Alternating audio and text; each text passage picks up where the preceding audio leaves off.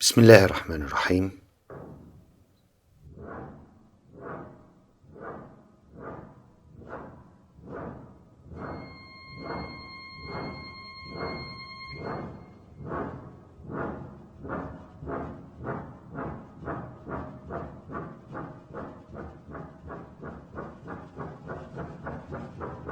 يا وبور، قل لي. أخذت أجري في مطار دبي كعادتي. المطار كبير جدا ويحتاج إلى ما يزيد على الساعة كي ألحق بطائرتي. يجب أن أجري. الجو حار خانق بالرغم من التكييف. المطار مزدحم كعادته. كم أكره السفر إلى دبي. الكل يحب السفر إلى دبي عداي. السفر بالنسبة لي إلى دبي هو أكبر عقاب. أنا مقيم بالكويت، والسفر إلى دبي لا يستغرق أكثر من 1.5 ساعة، ولذا غالبا ما تكون سفرة اليوم الواحد. أستقل أول طائرة في الصباح المبكر وأعود في آخر طائرة. عندما تحط الطائرة في دبي أخسر ساعة بسبب فارق التوقيت، وأخسر 2 ساعات بسبب إجراءات الدخول وحجم المطار. إجراءات دخول دبي الآن بالنسبة للمقيمين بدول الخليج تستغرق أكثر من ساعة، حيث يجب أن تقف في طابور طويل بانتظار التحقق من شخصيتك بنظام فحص الشبكية. طابور طويل. طارت الطائرة في 9 صباحا، ووصلت إلى دبي في 11 صباحا، وخرجت من المطار في 1:30 ظهرا. أتممت اجتماعي في 4 مساء، وعاودت أدراجي للمطار في 5:15 عصرا. وها أنا ذا أجري للحاق بطائرة الخطوط الكويتية التي تطير في 6:30 مساء. الرطوبة خانقة في دبي وأتصبب عرقا. مع اعتياد السفرات القصيرة تعودت ألا أحمل أمتعة حتى أختصر زمن الإجراءات، والآن أجري وأجري حتى أصل إلى البوابة التي ستغلق في تمام 6. قد دبي في الآونة الأخيرة مكانا دائما للاجتماعات، حتى أنني أذكر أنني حضرت اجتماعا مع عميل كويتي في دبي. بعض العملاء يفضلون السفر لدبي لعقد الاجتماعات كي يفرجوا عن أنفسهم قليلا في دبي، فيسافرون على حساب شركاتهم إلى دبي، فيذهبون مبكرا عن الاجتماع بيوم ويعودون بعد الاجتماع بيوم، وبذا يستمتعون بقضاء عطلة في دبي. بالنسبة لي أفضل أن أسافر يوم الاجتماع على أن أبيت في دبي. الزحام خانق والجو رطوبة خانقة، وأنا لست من مرتادي الملاهي الليلية ولا أعاقر الخمر، فبالنسبة لي دبي مجرد حجرة اجتماعات مغلقة. تحولت دبي إلى مستعمرة هندية في الآونة الأخيرة. لا تحس أنك في دولة عربية. في كل مكان يجب أن تتحدث بالإنجليزية. لا ترى المواطنين سوى بالمطار، في الجوازات فقط. حتى الشرطة بعضها عماني وبعضها هندي. أحزن لفقدان الهوية الغريب الموجود هناك. أحياء إيرانية ومجمعات هندية وأخرى فلبينية. لافتات المحلات معظمها باللغة الإنجليزية. أعتقد أن الاحتلال الإنجليزي لمصر لم يفلح في تغيير الهوية مثلما هو حادث الآن في دبي. الحمد لله، وصلت إلى البوابة. أقدم بطاقة الصعود للطائرة. الحمد لله أن الشركة حجزت لي في درجة رجال الأعمال. أرجو أن يكون مقعدي بجوار النافذة بدون أن يكون هناك أحد بجواري. أريد أن أخرج حاسوبي المحمول وأكتب تقرير الرحلة حتى أعود للمنزل وأنام، فأمامي يوم عمل جديد غدا، وأريد أن أنام حالما أصل إلى البيت. طلبت من عاملة الحجز أن تعطيني بطاقة بجوار النافذة، فردت علي أن هناك كرسي واحد فقط في الدرجة الأولى وفي الممر، فالطائرة مزدحمة اليوم، والرحلة ليست مباشرة، فهي قادمة من عمان، وستحمل بعض الركاب من دبي ثم تطير إلى الكويت. جلست على مقعد في قاعة الانتظار وأنا أرتب أفكاري وأجهز التقرير الذي يجب أن أكتبه. نادوا على ركاب الطائرة، فتوجهت إلى البوابة. توجهت إلى مقعدي في الطائرة بعد أن أعطيت المضيفة جاكيت البدلة. نظرت إلى المقعد المجاور فوجدت سيدة تجلس عليه. هذا رائع، فغالبا السيدات لا يبدأن بتجاذب أطراف الحديث، فإذا لم أوجه لها الحديث فسأنعم بالهدوء طوال الرحلة. أذكر أيام كنت طالبا في الكلية، كانت كليتي بالإسكندرية وأنا مقيم بالقاهرة، فكنت أستقل القطار كل أسبوع من القاهرة إلى الإسكندرية وبالعكس. قطار 4:10 من رصيف سيدي جابر يوم الخميس، وقطار 5:50 من محطة رمسيس يوم الجمعة. أيامها كانت الأيام الجميلة قبل اختراع الهاتف المحمول. كانت الصحبة أهم شيء بالرحلة، وكطبيعة المصريين العشريين تجد نفسك تبدأ بتجاذب أطراف الحديث مع جارك في القطار. تبدأ بتبادل الجريدة، فتعطيه جريدتك ويعطيك جريدته بعد أن تفرغ منها، ثم يبدأ الحديث بين الغرباء، في الأول عن موضوعات عامة، ثم يبدأ التعارف بالأسماء، ثم يشرع كل شخص في طرح مشكلاته أو مشكلات عمله، ويبدي الآخر رأيه، ثم يتعازما بمشروبات من الموجودة على القطار، وكل منهما يقسم أنه هو الذي سيدفع بكرم حاتمي غريب، ثم يتبادل العناوين وأرقام التليفونات، وقد أصبحا أصدقاء. كل أسبوع كان يتكرر هذا السيناريو.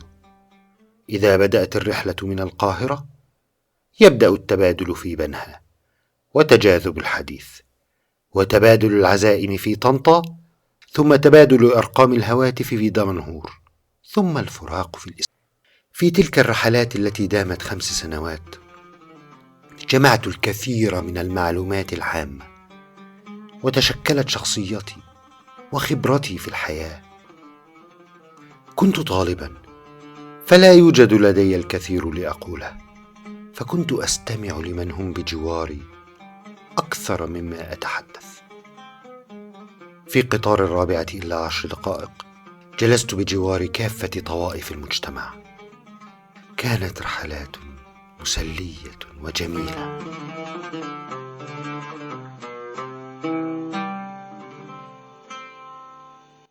بعد تخرجي حتمت علي ظروف عملي استقلال الطائرة شهريا بين القاهرة والأقصر وأسوان لأتابع مشروعات للشركة التي كنت أعمل بها، فاستمر ذلك السيناريو المألوف.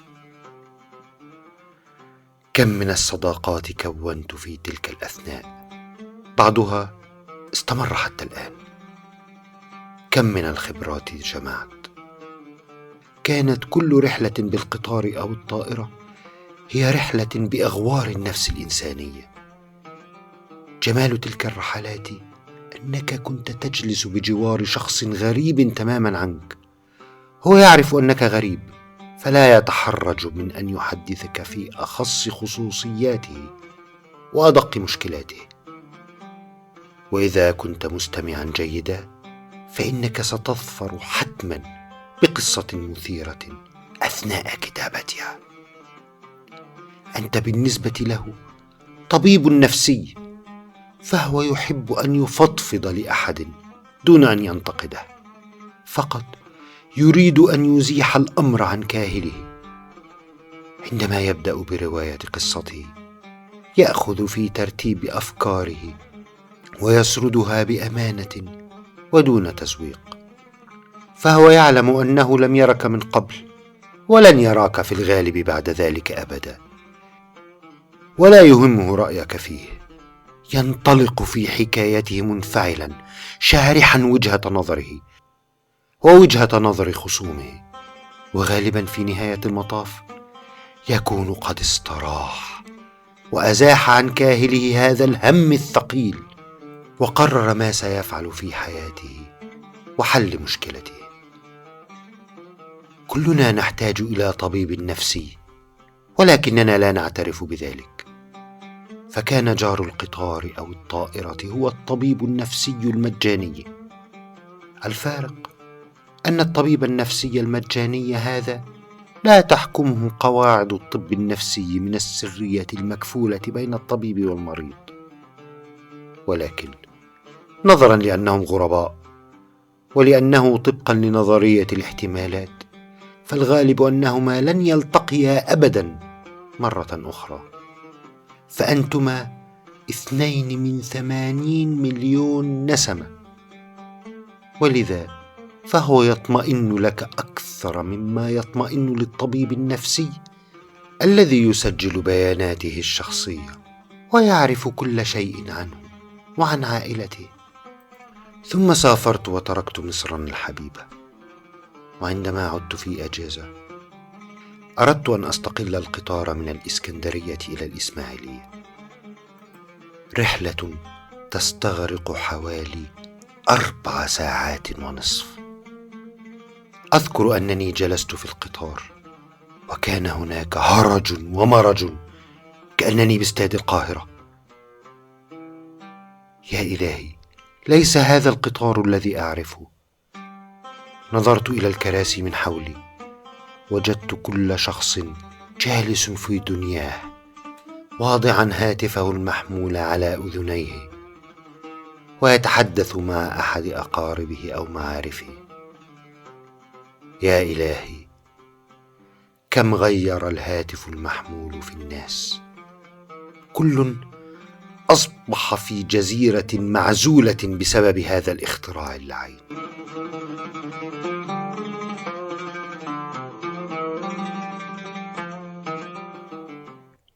في الطائرة لا توجد هواتف محمولة، ولكن لا يوجد مصريون عشريون. ستكون سهلة إذن. الآن كل ما أريده هو نصف ساعة أكتب فيها التقرير، وربع ساعة آكل فيها مما يقدمونه من طعام، ونصف ساعة أغفو فيها لأجدد نشاطي قبل أن تهبط الطائرة. توجهت إلى الطائرة، قابلتني المضيفة، قادتني إلى مقعدي بجوار السيدة. كانت في أواخر الأربعينيات، متوسطة الجسم، ترتدي تنورة حمراء قصيرة مزركشة وقميصا زهريا به كشاكش، وحول عنقها شرب يظهر من تحته سلسلة ذهبية ثقيلة، أصابعها مليئة بخواتم بيضاء وصفراء بها فصوص عجيبة،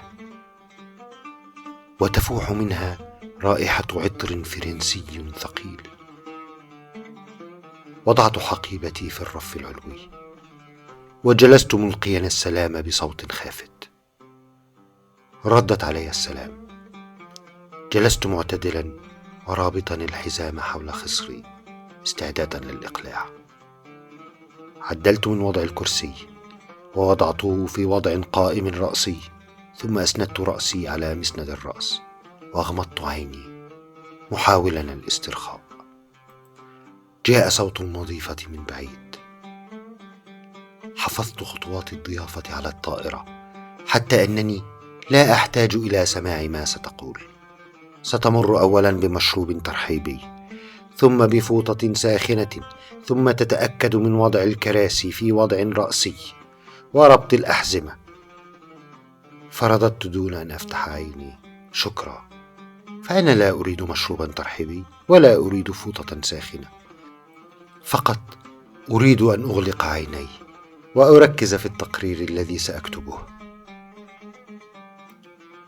تنبهت إلى أن الصوت القادم كان قادما عن شمالي وليس عن يميني. فتحت عيني قليلا لأجد السيدة بجواري تحادثني.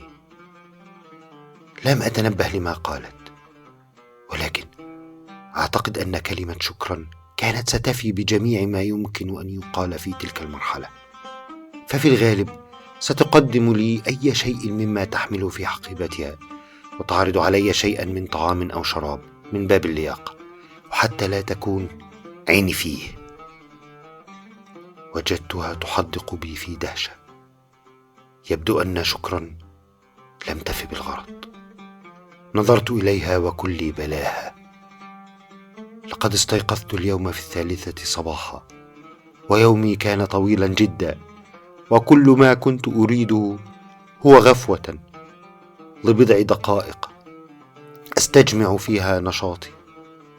لم أدخن سيجارة واحدة من صباح اليوم. طوال اليوم وأنا في أماكن ممنوع فيها التدخين: المطار، الطائرة، التاكسي، المطعم، حجرة الاجتماعات. يبدو أن المدخنين أمثالي سيعيشون بعد ذلك على الرصيف. نظرت وكلي بلاها، وأنا لا أعرف حتى بأي لغة تحادثني تلك السيدة. يبدو أن نظرة البلاهة المرتسمة على وجهي لم تكفها كي تعيد سؤالها. أنظر إليها مرة أخرى متفحصة. أريد أن أعرف من أين هي، أهي عربية أم هندية؟ ذهني توقف عن العمل، وأرى كل شيء يحدث حولي بالتصوير البطيء. يأتي صوتها باللغة العربية عاليا حادا. أتبين منه كلمة شنو.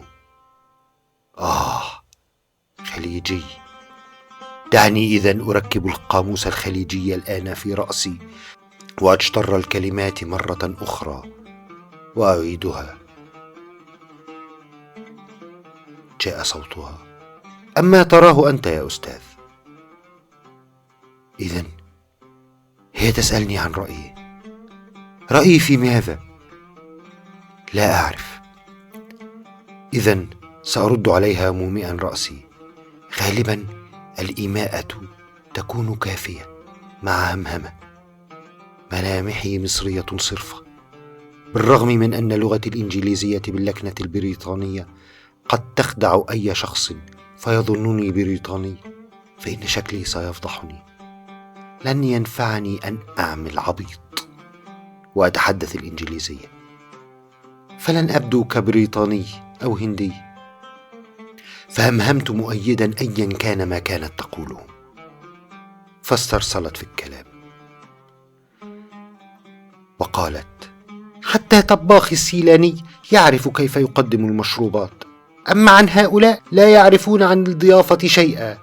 يأتي المضيف على وجهه شارب كث مثل هذا. ماذا لو وقعت شعرة من شاربه في مشروبي؟ شيء مقزز. وحركت يدها باشمئزاز دافعة إياها للخارج في استهجان.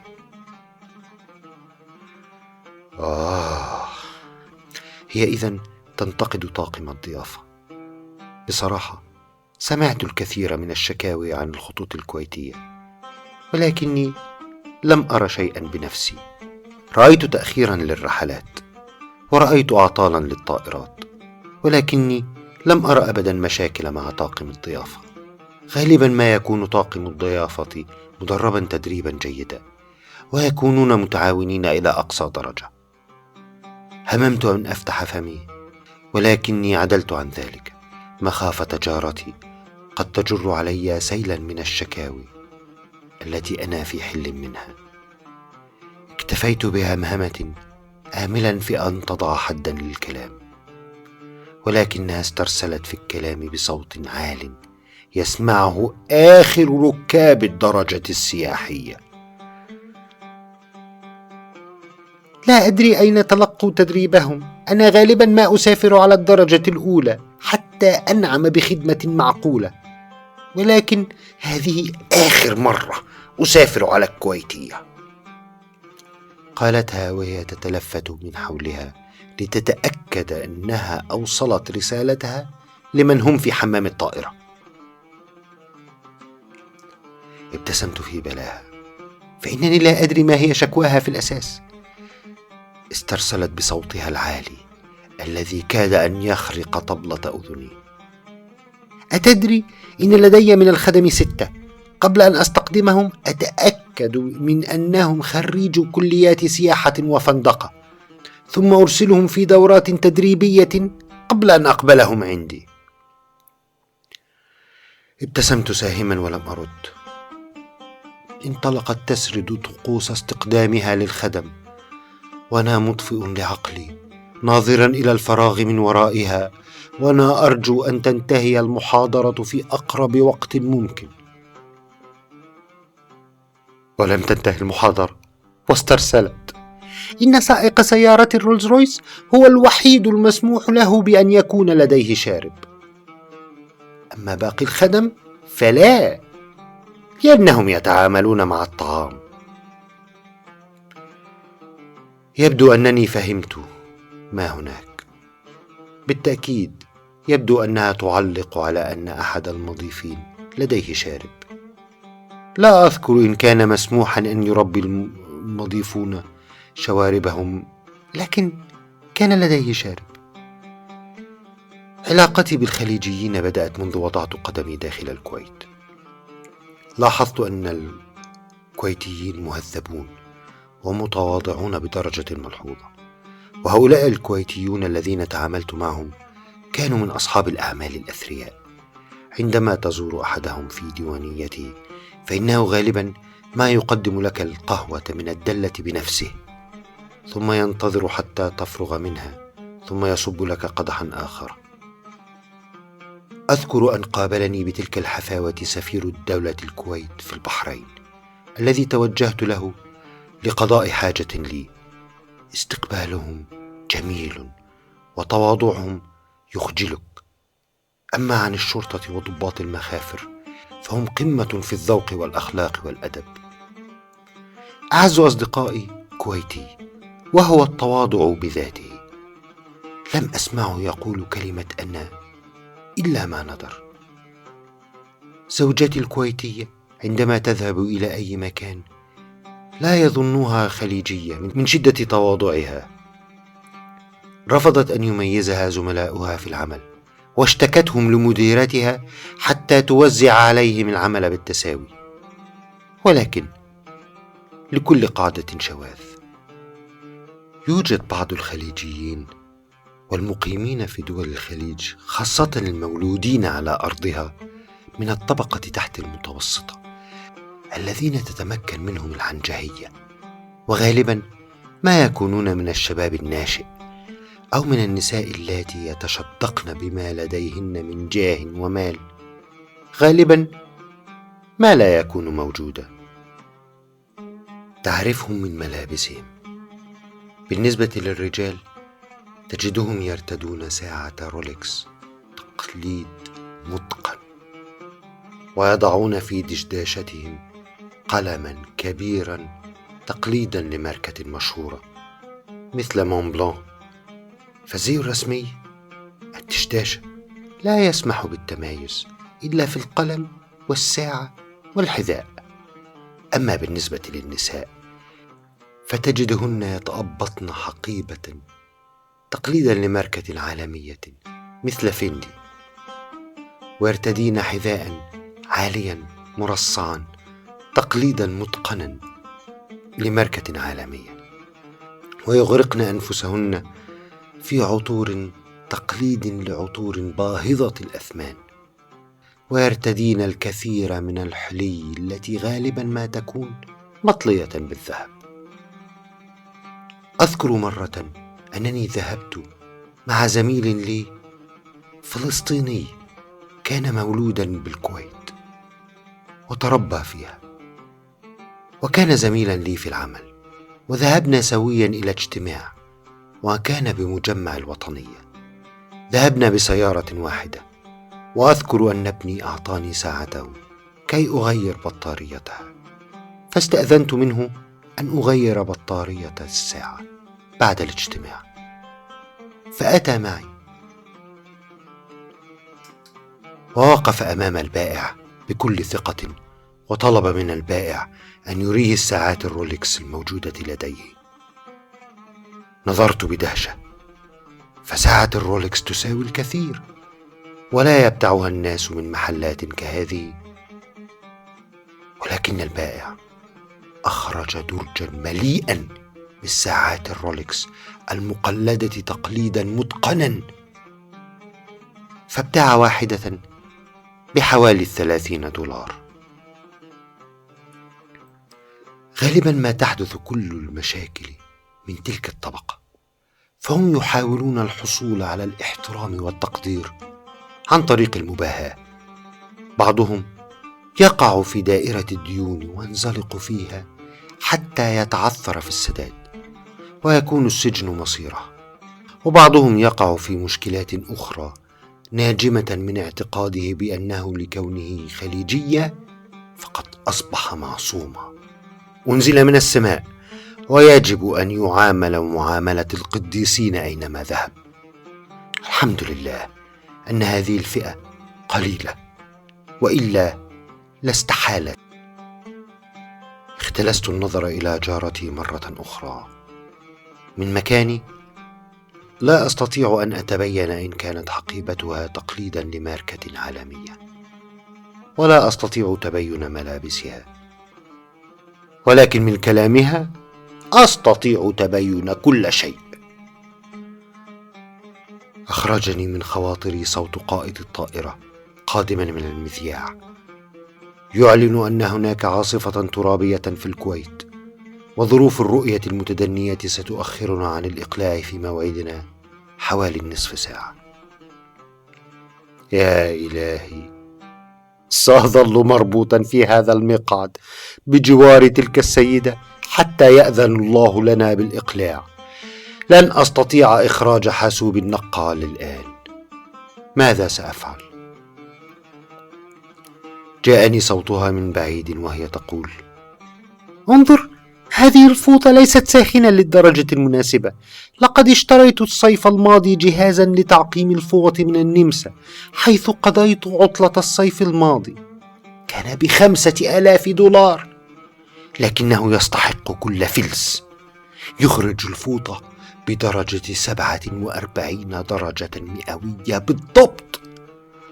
تضع الفوطة على وجهك فتفتح مسام وجهك وتنعشك.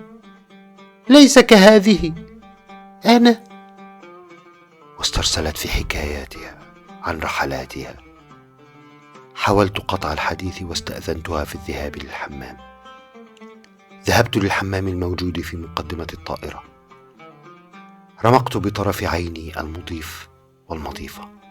كان المضيف شابا أنيقا في زيه الأزرق الرسمي، يبدو أنه في 25 من عمره، والمضيفة عيونها واسعة وشعرها أسود فاحم، وتفوح منها رائحة عطر نفاذة، تتحايل على الزي الرسمي بارتداء سلسلة ذهبية كبيرة ثقيلة، ويبدو عليها أنها في 40 من العمر، مخضرمة ذات خبرة، ولكنها تضع الكثير من المساحيق على وجهها، تكاد أن تخفي التجاعيد التي بدأت في الظهور على عنقها. حيتني بابتسامة محترفة وأومأت برأسها إلى مكان الحمام. دخلت الحمام ومكثت فيه قدر استطاعتي، متضرعا إلى الله أن يتم هذه الرحلة على خير. دون أن أنحر عنقي. خرجت من الحمام وكلي أمل أن تكون جارتي قد نامت أو رحلت إلى الرفيق الأعلى. عدت إلى المقعد وجلست. ما أن اعتدلت في مقعدي حتى استرسلت. مدفع رشاش بسرعة 100 أنا في الدقيقة. بين أنا وأنا هناك أنا.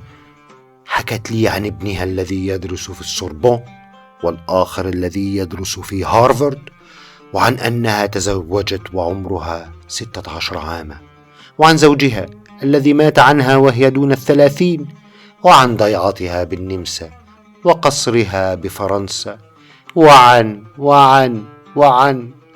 وأنا أفتح عيني على آخرهما، ليس من الدهشة ولكن كي لا يسقط جفناي من التعب. وأخيرا أغلقت الطائرة أبوابها وأقلعت. ما إن انطفأت إشارة ربط الأحزمة حتى بدأ طاقم الضيافة في العمل كخلية نحل. أغلقوا الستائر الفاصلة بين الدرجة السياحية والدرجة الأولى وشرعوا في تقديم العشاء.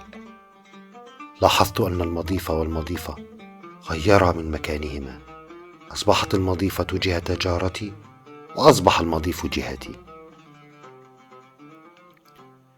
لم يكن بالطائرة مكان لدرجة رجال الأعمال، ولكن كان بها درجة أولى ودرجة سياحية فقط. بالتالي تمت ترقيتي للدرجة الأولى. في الدرجة الأولى يقومون بتقديم الطعام في أطباق خزفية وبسكاكين وملاعق فضية. يمر طاقم الضيافة ببوفيه مليء بالأطعمة، وتختار منها ما تريد فيضعونه في الصحن. قامت المضيفة والمضيف بتركيب طاولات الطعام وتوزيع الأطباق وأدوات الطعام. جاءت المضيفة نحو جارتي وقدمت لها وجبة من وجبات الدرجة السياحية، فنظرت إليها جارتي غاضبة وقالت: شنو هذا؟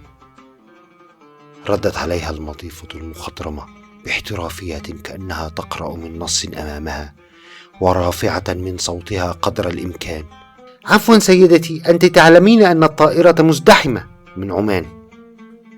فردت عليها: حسنا، وما في ذلك؟ فقالت لها المضيفة: سيدتي، أنت من ركاب الدرجة السياحية، وأعطيناك مكانا في الدرجة الأولى لعدم توافر أماكن في الدرجة السياحية، ولكن نحن معنا وجبات بعدد المسافرين فقط، لذا أعتذر منك سيدتي، سنضطر إلى تقديم وجبة الدرجة السياحية لك.